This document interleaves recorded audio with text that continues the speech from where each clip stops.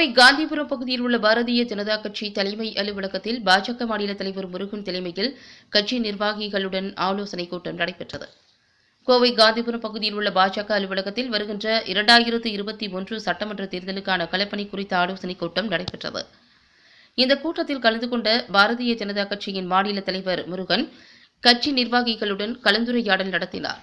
அப்போது அவர் கூறுகையில், தமிழகத்தில் பொங்கல் பண்டிகையை கொண்டாடும் வகையில் வருகின்ற ஜனவரி 9ஆம் தேதி 10ஆம் தேதி 2 நாட்களும் பொங்கல் விழாவினை பாஜக சார்பில் அனைவரும் கொண்டாட திட்டமிடப்பட்டு 2 நாட்களும் நம்ம ஊர் பொங்கல் என்ற தலைப்பில் கொண்டாட முடிவு செய்யப்பட்டுள்ளது எனவும், வருகின்ற சட்டமன்ற தேர்தலுக்கான பணிகள் அனைத்து மாவட்டங்களிலும் ஏற்பாடுகள் செய்யப்பட்டு வருகின்றது எனவும், அனைத்து பகுதிகளிலும் பூத் கமிட்டி அமைப்பதற்கான பணிகளை பாஜக நிர்வாகிகள் முன்னின்று செயல்பட வேண்டும் எனவும், அதற்காக அனைத்து பகுதிகளிலும் மாநாடுகள் ஏற்பாடுகள் செய்யப்பட்டு சரியான பாதையில் அந்த பணிகள் செல்கின்றதா என்பது மேற்கொள்ளப்படுகின்றதா என்பதை நாம் கண்காணிக்க நிர்வாகிகளை நியமித்து அதற்காக மாநில மாநாடு, தொகுதி மாநாடு என நடத்தப்பட்டு அங்குள்ள பிரச்சினைகள், மக்கள் சந்திக்கின்ற சவால்கள், உள்ளூர் பிரச்சினை என அனைத்தையும் மாநாட்டின் வாயிலாக தெளிவுபடுத்த வேண்டும் என்பது குறித்து கட்சி நிர்வாகிகளுடன் முருகன் தலைமையில் ஆலோசனைக் கூட்டம் நடைபெற்றது.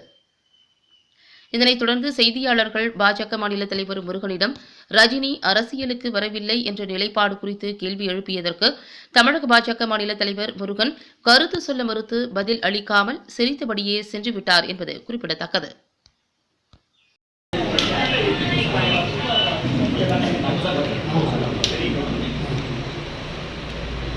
கோவை நகர மாவட்டத்தினுடைய தலைவர் மற்றும் உயர்நிலை குழு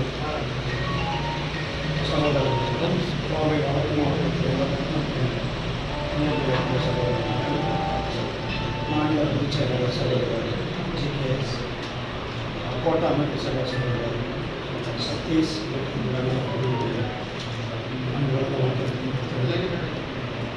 தமிழ்நாடு பாரதிய ஜனதா கட்சி சார்பில் ஏற்கனவே அனைத்து மாநாடுகள் நடைபெற்று கொண்டிருக்கிறது.